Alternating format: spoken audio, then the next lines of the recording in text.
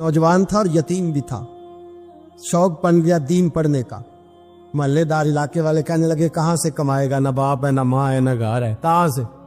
हजरत रूमी कहते हैं नौजवान ने जंगल में झोंपड़ी लगा ली। वहां वो सुबह मदरसे जाता, शाम को जंगल में रहता, वहां अल्लाह अल्लाह करता, सबक याद करता। एक दिन बादशाह की बेटी रास्ता भूल गई, जंगल में आई सहेलियों के साथ, बॉडीगार्ड भी साथ थे पर रास्ता भूल गई। खोती खोती शाम हो गई, ऐसी खोई कि जब रात गहरी हो गई तो आके उस नौजवान के पास रुकी और चिल्लाने लगी। शेर के दहाड़ने की आवाज आती है, भेड़िए के बोलने की आवाज आती है। नौजवान अकेला, सहेलियां बिछड़ गई, गार्ड बिछड़ गए। कहने लगी मैं परेशान हूँ, मुझे जगह मिल जाएगी। नौजवान कहता मैंने शहजादी देखी और मुझे भी पता था कि घर एक ही है और आग को अंदर से दरवाजा भी बंद करना पड़ता है, जंगल जानवर भी आ जाते। कहते मेरी छोटी सी कुटिया में, झोंपड़ी में वो आई, रो के कहने लगी सहारा कोई नहीं, अगर मैं पीछे निकलूंगी तो भेड़िए खा जाएगा। कहते मैंने उसे जगह दे दी। अकेली औरत, चिराग जल रहा है, सबक याद कर रहा हूँ। मेरे नबी पाक ने फरमाया जहां मर्द औरत अकेले हो तीसरा शैतान होता है। और शहजादी, वो बच्चा कहता है सबक याद करता रहा सारी रात। वो बच्ची को कहा सो जा, पर वो कहती है नींद मुझे भी कहाँ आई। ऐसे मौकों पर नींद, सारी रात सबक याद करता। थोड़ी थोड़ी देर के बाद चिराग जलता तो उस पर उंगली रखता, हाथ जलता तो पीछे खींचने, फिर दूसरी उंगली रखता, थोड़ी देर के बाद जलता तो खींचने, हाथ सारा जल गया। सुबह किरणें चमकी तो कहने लगा चल निकल जा, दौड़ जा, बस बड़ा सब्र का इम्तिहान हो गया, चली जा। शहजादी बाहर निकली, सिपाही ढूंढ रहे थे। बादशाह खुद जंगल में निकला हुआ था, मेरी बेटी मिल गई। बादशाह तन्हाई में जाके कहने लगा बेटा मैं दुनिया को बताऊंगा कि मेरी बेटी खोई नहीं थी, सिपाही साथ ही थे। ये बड़ा मुश्किल होता है, बेटी तो भूल के भी रात कहीं रह पड़े तो लोग जीने नहीं देते, तो बेटा मुश्किल हो जाएगा मेरे लिए। कहाँ थी? उसने कहा नेक नौजवान के पास। उसने कहा बेटा मैं तो तेरी बात मानूंगा पर दुनिया नहीं मानेगी। अगर उस नौजवान ने किसी को बता दिया कि तू उसके पास थी तो फिर लोग मेरा जीना मुहाल कर देंगे। बेटा मैं मर जाऊंगा, मेरी मजबूरी ये है कि वो कहीं राज ना उगल दे वो नौजवान, उसे कत्ल करना पड़ेगा। औरत ने मिन्नतें की, उस बेटी ने कहा मेरे मौसम को मारोगे, रोई। और वो कहने लगा मैं बादशाह, वो मेरा अपना वकार है, मैं उसको छोड़ नहीं सकता। गिरफ्तार कर लाए सिपाही। वक्त तय हो गया सजा का। अकेले कारकोशरी में रखा गया, जो उसके खास एतबार वाले थे उनकी ड्यूटी लगाई। बादशाह ने बुलाया, पहले बिलम आया। औरत कहने लगी, बेटी कहने लगी एक दफा तो बुलाओ ना, एक सवाल बस पर्दे में रह के पूछना है और फिर जो आपका जी चाहे, मेरे मौसम को मारना तो है, तो मर्जी आपकी। सामने खड़ा किया, नौजवान पर्दे के पीछे, औरत खड़ी हो गई। बादशाह बीच बैठ गया। बीबी कहने लगी सारी रात बेदार मैं भी रही, सोया तू भी नहीं। वो जो तू चिराग के करीब हाथ लगा के जलाता था वो समझ नहीं आई। नौजवान रो पड़ा, कहने लगा क्या करूं, मैंने रसूलुल्लाह का दीन पढ़ा है, क्या करूं, मैंने हुजूर का दीन पढ़ा है। मैंने पढ़ा है कि जानी को सबसे नीचे दोज़ख के सबसे निचले दर्जे में जलाया जाए, उसे जहन्नमियों का पीप और रेशा पिलाया जाए, कंद खिलाया जाए। ये रवायतें पड़ी हुई थी। थोड़ी थोड़ी देर के बाद शैतान मुझे कहता था बदकारी कर ले। मैं अपना हाथ उसी वक्त जब शैतान मशवरा देता तो मैं आग पे करता। मैं कहता अगर ये बर्दाश्त हो गई तो वो भी हो जाए। जब हाथ जलता तो मैं समझ जाता नहीं तुझसे तो ये नहीं बर्दाश्त होती तो वो कैसे होगी। फिर मुझे शैतान मशवरा देता कोई देख नहीं रहा तो बुलाने नहीं गया, खुद आई, मैं दूसरी उंगली लगा देता। मैंने हाथ जलाया और मैं समझ गया जब छोटे से चिराग की इतनी सी शमा की आग ने बर्दाश्त होती तो दोज़ख कैसे बर्दाश्त होगी। कहता मैं बाज आया। बादशाह ने ये कहानी सुनी, लफ्ज सुने तो चीख मार के रोया। कहने लगा ओ तालिब इल्म, तू तो मेरे नबी का सच्चा गुलाम है और मेरे रसूल के जो सच्चे गुलाम होते हैं उन्हें फांसियां नहीं दी जाती, उन्हें तख्त पर बिठाया जाता है। अब तुझे सजा नहीं होगी बल्कि मैं अपनी बेटी का निकाह तेरे साथ करूंगा और मेरे बाद इस सल्तनत का बादशाह भी तू ही बनेगा। अब वो नौजवान वहां नारे लगा रहा है, कहता लोगों तुम मुझे कहते थे दीन से क्या मिलता है, दीन से तो अल्लाह तख्त व ताज भी अता फरमा देता है। अगर नौजवान शर्मो हया वाले बन के रहे अल्लाह सारी इज्जतें दे देगा। देखे ना अल्लाह के फजल से इज्जत मिलती है और जब कोई इज्जतदारों जैसा काम ही ना करे। एक बात और अर्ज करनी है पर वक्त थोड़ा रह गया। जवानों, मैं ना जब कभी परेशान होता हूँ ना तो मैं ये वाली बात खोल के पढ़ता हूँ वाला, ये बात ढारस बनाती है, ढारस توانائی دیتی ہے, پورا مضمون باندھا ہے. اعلیٰ حضرت کہتے ہیں بیروپیہ تھا, مداری, روپ بدل بدل کے دکھایا کرتا تھا, بادشاہوں سے انعام لیتا تھا. ایک دن اورنگزیب عالمگیر کے پاس آ گیا, کہنے لگا میں روپ بدلوں گا, اگر آپ پہچان نہ سکے تو میں انعام لوں گا. آپ نے فرمایا میں کوئی ایسے ویسا بادشاہ نہیں, کہا مجھے دھوکہ دینا مشکل ہے. کہا نہیں, میں روپ بدلوں گا. حضرت اورنگزیب عالمگیر بڑے نیک بادشاہ گزرے, بڑے پرہیزگار. وہ بیروپیہ کہنے لگا میں روپ بدلوں گا, آپ نہیں پہچان سکیں گے. فرمایا چل جتنا تیرے اندر زور ہے لگا لے. حضرت نے اعلان کیا کہ میں نے فوجی بھرتی کر دے, 2 ماہ کے بعد ٹیسٹ ہوگا. وہ 2 مہینے دوڑتا رہا, رنگ روپ بناتا رہا, آیا ٹیسٹ دینے, 2-3 سپاہیوں کا امتحان لیا. اس کی باری آئی تو 10 روپے دیے, کہنے لگے تیرے آنے جانے کا کرایہ میں نے تجھے پہچان لیا ہے. کچھ دنوں کے بعد جانے لگے سفر پر, تو بھکاری آ گئے خیرات مانگنے. اس نے بھی سارے منہ پر سیاہی مال لی, کپڑے پھاڑ لیے, سر کے بال مڈا لیے, پگے تک کٹا لی, بدرنگ ہو کے آیا. کاسا آگے کیا تو حضرت نے 10 روپے ڈالے, کہنے لگے تیرے آنے جانے کا کرایہ میں نے پہچان لیا ہے. کچھ دن گزرے تو ٹیچر کی ضرورت تھی. اس نے منہ سے بڑی کر لی, داڑھی نکلی لگا لی, سر پہ جنا کیپ پہن لی, ایک شیروانی لے لی اور ہاتھ میں چھڑی پکڑ کے آیا. کہنے لگا میں استاد ہوں, 2-4 بندوں کا امتحان لیا. اس کی باری آئی تو 5 روپے دیے, 10 روپے دیے, کا تیرا کرایہ میں نے پہچان لیا. 2 سال گزر گئے. وہ جب بھی آتا حضرت پہچان لیتے. ایک دن سفر پہ جا رہے تھے, بہت بڑا لشکر تھا, جہاد کرنے جا رہے تھے اورنگزیب عالمگیر. تو دیکھا ایک پہاڑی ہے, پہاڑی پہ لوگ جا بھی رہے ہیں آ بھی رہے. اورنگزیب عالمگیر پوچھنے لگے یہاں کیا ہے؟ کہنے لگے بابا جی بیٹھے ہیں دعا کرتے ہیں, اللہ کے نیک بندے ہیں. اورنگزیب کہنے لگے یار پرانے لوگ سارے ہی اللہ والوں کو مانتے, یہ بھی مصیبت آئی ہے جتنی نہیں آئی ہے, سارے لوگ ہی مانتے. کہنے لگے ذرا میں دعا نہ کرا لوں, بچے کام جا رہا ہوں. اورنگزیب بادشاہ تھے, بادشاہ لوگ نازک مزاج ہوتے ہیں. گھوڑے سے اترے, بڑی مشکل سے پہاڑی پہ چڑھے, اوپر گئے تو لائن لگی ہے. بابا جی غار میں بیٹھے, کہنے لگے میں نے ملنا, میں اورنگزیب ہوں. انہوں نے کہا ہمارا بابا اس طرح کا پیر نہیں کہ امیر آئے تو رنگ اور ہو, غریب آئے تو اور ہو. یہاں اگر ملنا ہے تو لائن میں لگ جاؤ, سب ایک جیسے.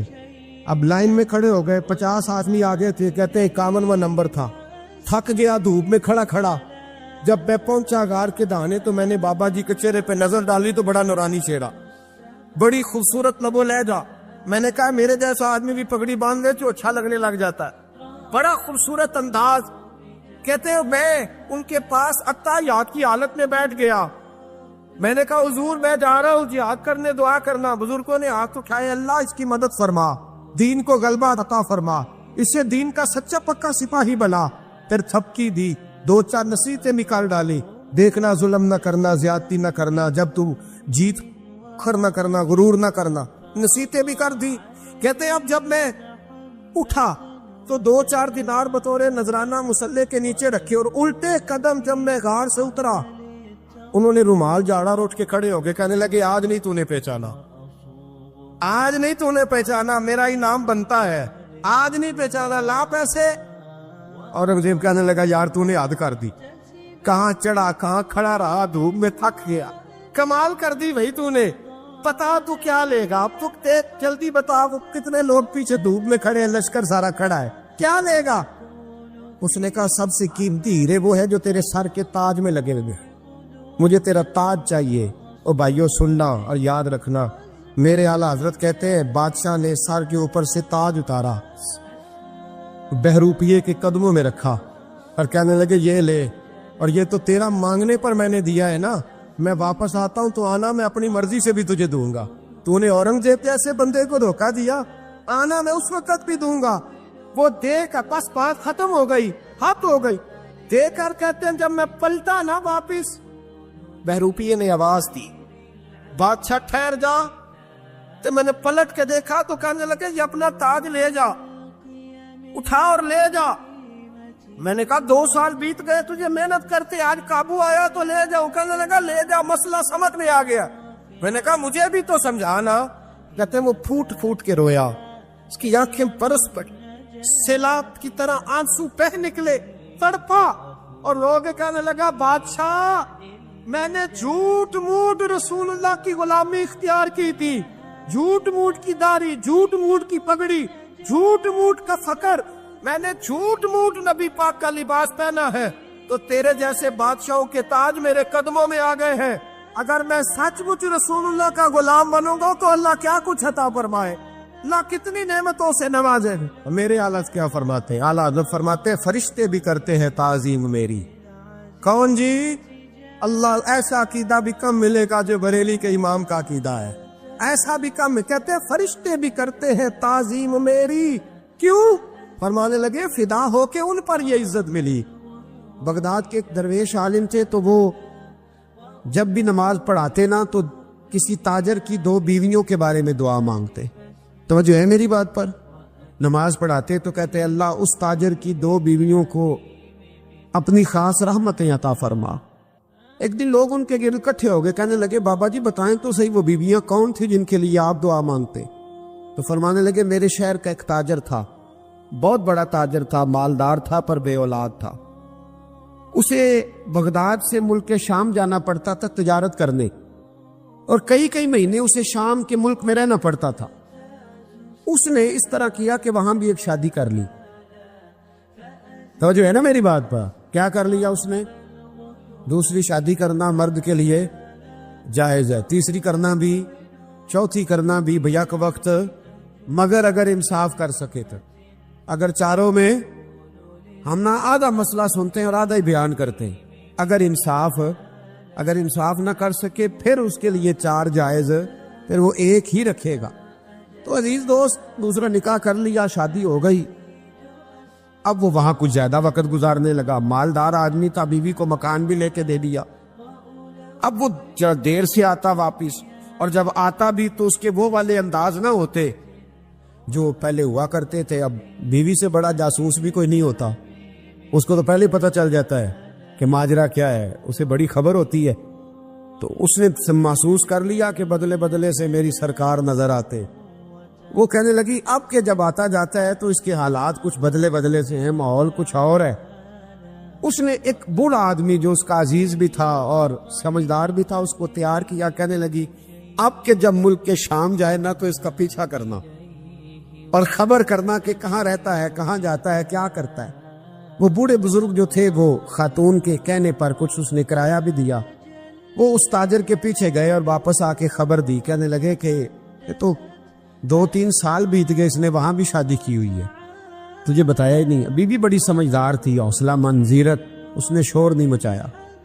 اس نے کہا کہ میں نا اب جب آئے گا نا تو طریقے سے بات کروں گی اور پوچھوں گی کہ ایسا کیوں کیا، اور یہ بھی اس نے آ کے بتایا کہ اگر تیرے ساتھ نکاح کے بعد اسے اولاد نہیں ملی تو اولاد وہاں بھی کوئی نہیں، کہ مکمل تفصیلات۔ اب جب اس دفعہ خامند آیا تو آتے ہی وہ بیمار ہو گیا، کمزور ہونے لگا۔ اب خاتون نے مناسب نہیں سمجھا کہ آتے ہی دڑام سے میں اس کے سر پر یہ بت یہ پھوڑ دوں کہ تو نے نکاح کیا ہوا ہے اور مجھے بتایا نہیں۔ وہ ذرا تسلی میں رہی، کچھ وہ بیمار تھا، حوصلہ رکھا، خدمت کرتی رہی۔ کچھ دن گزرے تو وہ تاجر انتقال کر گیا، فوت ہو گیا۔ اب راز کھول نہ سکا، عدت گزاری، اور جب سارا مال جمع کیا نا تو اشرفیوں کی بوریاں بھر گئی، سارا مال اس بی بی کا، 4 بوریوں میں اشرفیاں، 4۔ یہاں تو پیٹ کا دوزخ ہے، معاذ اللہ بھرتا ہی نہیں۔